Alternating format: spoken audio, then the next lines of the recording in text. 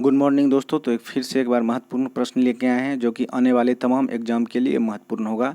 तो आइए सेट लगाते हैं और देखिए कितना सही हो पा रहा है, इसका खुद जो है मूल्यांकन कीजिएगा। सभी क्वेश्चन भी आए हैं तो आने की संभावना 100% है, तो पूरे वीडियो को जरूर देखिएगा। पहला क्वेश्चन देखिए जो थंबनेल पे लगा है कि आईफा अवार्ड 2023 में बेस्ट एक्टर का अवार्ड किसे मिला है। तो ध्यान रखिएगा, इसका आंसर आप कमेंट में कीजिए और यही वीडियो में इसका आंसर मैं दूंगा। चलिए तो आप जो है आगे बढ़ते हैं और इसका कमेंट जरूर कीजिएगा आंसर। चलिए पहला क्वेश्चन से आप लोगों शुरू करते हैं दोस्तों। उससे पहले आपसे एक रिक्वेस्ट है कि जिन दोस्तों ने सब्सक्राइब नहीं किए हैं प्लीज़ सब्सक्राइब कर लें और दोस्तों को भी शेयर करें। आपसे रिक्वेस्ट है कि प्लीज़ कर लें, क्योंकि आप बाद में सब्सक्राइब नहीं कर पाते हैं, भूल जाते हैं। तो आपसे रिक्वेस्ट है कि कर लें। देखिए पहला क्वेश्चन करा कि वित्त वर्ष 2022-23 में भारत की जीडीपी विकास दर कितनी रही है। तो ध्यान रखिएगा, भारत की जो जीडीपी है 2022-23 का वो कितनी विकास दर रही है। बहुत भी वीआई क्वेश्चन है, ठीक है। तो आंसर इसका क्या हो जाएगा, आंसर हो जाएगा 7.2%। ऑप्शन नंबर सी हो जाएगा। ध्यान रखिएगा जीडीपी होती क्या है। जीडीपी जो है एक तरह से कहने का ये मतलब है कि जीडीपी पूरे भारत के स्थिति को दर्शाता है कि कितनी स्थिति, भारत की स्थिति जो है अभी कुल मिला के क्या है। यह जीडीपी निकालती कौन है। तो ध्यान रखिएगा, राष्ट्रीय सांख्यिकी कार्यालय के द्वारा यह आंकड़े मई 2023 में जो है जारी की गई है। ध्यान रखिएगा 2022-23 में जीडीपी यानी सकल घरेलू उत्पाद, यानी कहने का मतलब हुआ कि किसी वर्ष में या किसी एक वर्ष में देश में पैदा होने वाले सभी सामान और सेवाओं का कुल मूल्य को सकल घरेलू उत्पाद यानी जीडीपी कहा जाता है। तो इसका स्थिति को देखते हुए भारत की स्थिति को नापा जाता है। अगर जीडीपी कम हो रही है यानी विकास दर कम है, यानी बेरोजगारी महंगाई ज़्यादा है, और जीडीपी ग्रोथ ज़्यादा है, इसका मतलब स्थिति भारत की मजबूत होती है। तो ध्यान रखिएगा इसका आंसर हो जाएगा 7.2%। ऑप्शन नंबर सी हो जाएगा। तो ध्यान रखिएगा आंसर नंबर क्या हो गया, सी हो गया। चलिए आगे बढ़ते हैं। कह रहा है कि 57 में ज्ञानपीठ पुरस्कार से किसे सम्मानित किया गया है। तो 57 में ज्ञानपीठ पुरस्कार से सम्मानित किसे किया गया है। आंसर क्या हो जाएगा, तो दामोदर मोजो को। ऑप्शन नंबर ए हो गया। ध्यान रखिएगा दामोदर मोजो, ये जो हैं दामोदर मोजो ये कहाँ से हैं, तो गोवा से रिलेटेड हैं और ये गोवा के निवासी हैं और ये एक लेखक हैं। ध्यान रखिएगा, और ये कोंकणी भाषा में साहित्य लिखे हैं और इसी के योगदान के लिए इन्हें जो है 57 में ज्ञानपीठ पुरस्कार से सम्मानित किया गया है। ध्यान रखने की बात यह है कि इन्होंने 25 से ज़्यादा बुक कोंकणी भाषा में और एक बुक जो है, एक किताब जो है इंग्लिश भाषा में इसकी प्रकाशित हो चुकी है। ज्ञानपीठ पुरस्कार भारत का सर्वोच्च भारतीय साहित्य पुरस्कार है और इसे जो है संविधान के 22 भाषाओं में से किसी भाषा में अगर कोई अच्छे लिखते हैं तो उन्हें ज्ञानपीठ पुरस्कार जो है दिया जाता है। तो ध्यान रखिएगा 22 भाषाओं में से किसी एक भाषा में अगर आप हैं तो उन्हें दिया जाता है। तो आंसर इसका आज हो जाएगा 57 में ज्ञानपीठ पुरस्कार से सम्मानित व्यक्ति है दामोदर मोजो। चलिए अगला क्वेश्चन देखेंगे। करा आईफा अवार्ड 2023 में बेस्ट एक्टर का अवार्ड, बेस्ट एक्टर का पुरस्कार किसे मिला है, जो कि थंबनेल पे लगा हुआ था। आंसर हो जाएगा इसका Hrithik Roshan. Option number C हो जाएगा। ध्यान रखिएगा क्या हो जाएगा, ऋतिक रोशन। इसे जो है यह बेस्ट एक्टर का अवार्ड जो है किस फिल्म के लिए मिला है, तो विक्रम वेधा के लिए बेहतरीन किरदार के लिए इसे मिला है। इसके डायरेक्टर कौन है, तो पुष्कर गायत्री हैं, ठीक है। यह एक एक्शन थ्रिलर फिल्म है और इसीलिए जो है ये बेस्ट एक्टर का अवार्ड जो है ऋतिक रोशन को मिला है। तो आंसर नंबर इसका सी हो जाएगा। चलिए आगे बढ़ते हैं।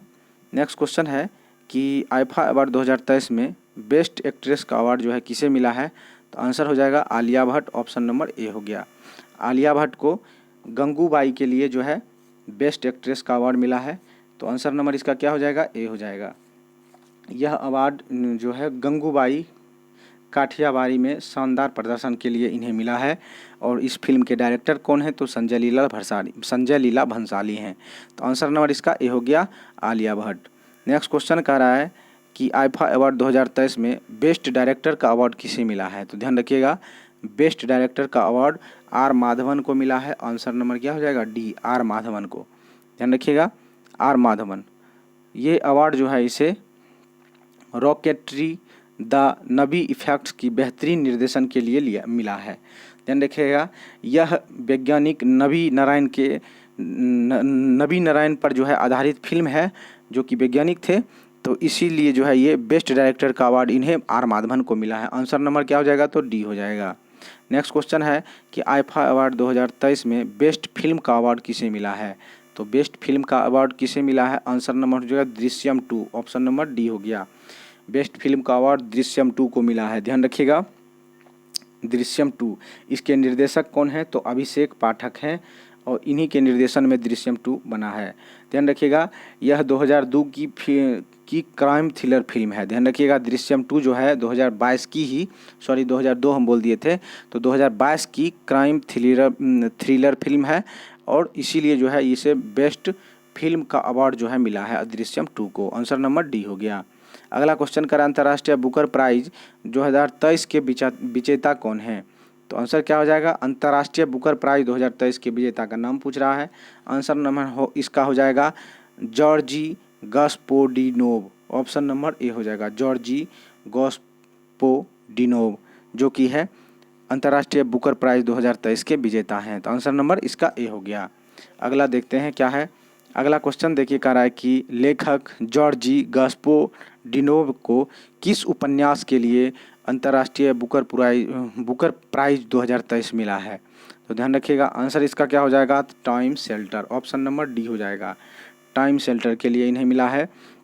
यह बुल्गारिया के जो हैं लेखक हैं और इन्होंने क्या किया, ये उपन्यास में टाइम शेल्टर नाम से एक किताब लिखा है और इसी के लिए इन्हें जो है 50,000 पाउंड के रूप में इन्हें राशि मिली है। ध्यान रखिएगा, टाइम शेल्टर जो है एक क्लिनिक की कहानी है और इसी के लिए जो है, जो कि वहाँ पे एक अल्जाइमर से पीड़ित अल्जाइमर से पीड़ित जो रोगी होते हैं उसका इलाज किया जाता है इस क्लिनिक में और इसी से संबंधित जो है इसमें कहानी है। तो आंसर नंबर हो जाएगा time shelter, option number D हो गया। अगला क्वेश्चन देखते हैं, कह रहा है कि नीति आयोग ने कोविड ईयर 2020-21 का वार्षिक स्वास्थ्य सूचकांक जारी किया, जिसमें राज्यों को श्रेणी पहला, दूसरा एवं तीसरा स्थान क्रमशः किस राज्यों का रहा है। तो आंसर इसका क्या हो जाएगा, तो आंसर हो जाएगा केरल, तमिलनाडु और तेलंगाना, ऑप्शन नंबर ए। प्रथम स्थान पे केरल रहा, दूसरे स्थान पे तमिलनाडु और तीसरे स्थान पे तेलंगाना, जो कि 2020-21 का ही है वार्षिक स्वास्थ्य सूचकांक। तो ध्यान रखिएगा, केरल, तमिलनाडु और तेलंगाना। चलिए अगला क्वेश्चन देखते हैं। नेक्स्ट क्वेश्चन करें, नीति आयोग के स्वास्थ्य सूचकांक में छोटे राज्यों की श्रेणी में कौन सा राज्य जो है प्रथम स्थान पे रहा है। तो ध्यान रखिएगा, आंसर हो जाएगा प्रथम स्थान पे त्रिपुरा, ऑप्शन नंबर ए हो गया। त्रिपुरा जो है स्वास्थ्य सूचकांक कोविड-19 जिसमें हुआ था 2021 में, उसमें सब छोटे राज्य की तौर पे अगर देखा जाए तो त्रिपुरा प्रथम स्थान पे रहा, दूसरे स्थान पे सिक्किम और तीसरे स्थान पे गोवा। और ध्यान रखिएगा, बहुत भी क्वेश्चन है तो आंसर नंबर इसका हो गया ए, त्रिपुरा। नेक्स्ट क्वेश्चन है, नीति आयोग के स्वास्थ्य सूचकांक 2020 कोविड ईयर 2020-21 में केंद्र शासित प्रदेश में पहला स्थान किसे मिला। तो केंद्र शासित प्रदेश में जो है अगर देखा जाए तो इसे जो है लक्षद्वीप को मिला है। तो ध्यान रखिएगा, आंसर क्या हो जाएगा, ऑप्शन नंबर सी हो गया, लक्षद्वीप। ठीक है, इसे 8 केंद्र शासित प्रदेशों में लक्षद्वीप को प्रथम स्थान मिला है। ध्यान रखिएगा, लेकिन सबसे लास्ट किसे मिला है, तो सबसे लास्ट दिल्ली को मिला है। ध्यान रखिएगा, अब पता नहीं किस आधार पर ये चेक किए हैं। तो नीति आयोग के द्वारा जो है स्वास्थ्य सूचकांक में 21-22 में प्रथम स्थान लक्षद्वीप को, जो कि केंद्र शासित प्रदेश की सूची में अगर देखा जाए तो लक्षद्वीप प्रथम स्थान पे और नई दिल्ली सबसे लास्ट में आया है। अगला क्वेश्चन देखते हैं, कह रहा है कि CAVA वॉलीबॉल महिला चैलेंज कप 2023 का खिताब किस टीम ने जीत लिया है। तो आंसर इसका हो जाएगा ऑप्शन नंबर डी, भारत ने ही जीत लिया है। आंसर क्या हो जाएगा, डी हो जाएगा। सेंट्रल एशियन वॉलीबॉल एसोसिएशन जो है इसका आयोजन कहाँ पे हुआ 2023 में, तो नेपाल की राजधानी काठमांडू में हुआ और भारत ने फाइनल मैच में कजाकिस्तान को हरा के अपने नाम जो है पदक कर लिया। तो आंसर नंबर इसका डी हो जाएगा, भारत। अगला क्वेश्चन है कि ऑस्ट्रेलिया ने किस शहर में अपना नया वाणिज्यिक दूतावास खोलने की घोषणा की है। तो ध्यान रखिएगा, ऑस्ट्रेलिया जो है किस शहर में वाणिज्यिक दूतावास खोलेगी। आंसर हो जाएगा बेंगलुरु, ऑप्शन नंबर सी हो गया।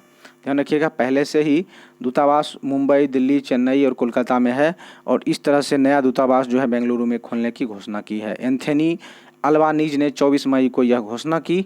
और भारत में ऑस्ट्रेलिया का नया चौथा और नया जो है वाणिज्य दूतावास बेंगलुरु में खोला जाएगा। ध्यान रखिएगा, बहुत वीवीआई क्वेश्चन है। आंसर नंबर इसका हो गया सी, बेंगलुरु।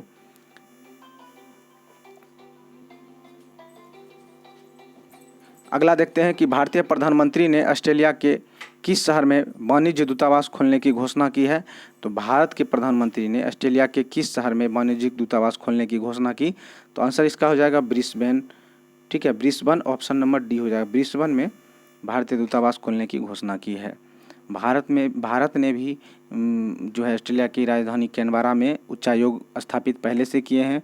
उसके साथ साथ सिडनी, मेलबोर्न, पर्थ में वाणिज्यिक दूतावास है और नेक्स्ट दूतावास जो है वह ब्रिस्बेन में खोला जाएगा। तो आंसर नंबर इसका डी हो जाएगा। चलिए अगला क्वेश्चन देखते हैं। नए संसद भवन के वास्तुकार का नाम पूछ रहा है। तो ध्यान रखिएगा, ये पिछले वीडियो में मैं बता चुका हूँ, बिमल पटेल है। आंसर नंबर इसका क्या हो जाएगा, तो डी हो जाएगा।